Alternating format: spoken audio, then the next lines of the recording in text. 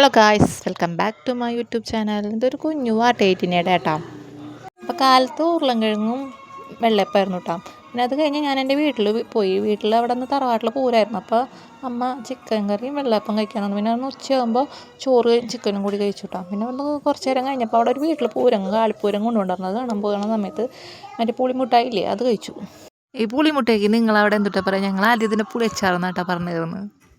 അങ്ങനെ കുറച്ച് നേരം കാളിപ്പൂരമൊക്കെ കണ്ട് ഞങ്ങൾ പിന്നെ അമ്പലത്തിൽ പോയി പൂരം കാണാൻ വേണ്ടിയിട്ടാണ്. അത് ഞങ്ങൾ പൂരം കാണാൻ പോയിട്ടാണ്. ആനേനെയൊക്കെ കണ്ട് ചെണ്ടമേളമൊക്കെ കണ്ട് പിന്നെ തിരിച്ച് പോരണ മറ്റേ കടൽ ഇതൊക്കെ ഇട്ടൊരു സംഭവമില്ലേ, അത് കഴിച്ചു കിട്ടാം. അതിൻ്റെ പേരെനിക്കറിയില്ല.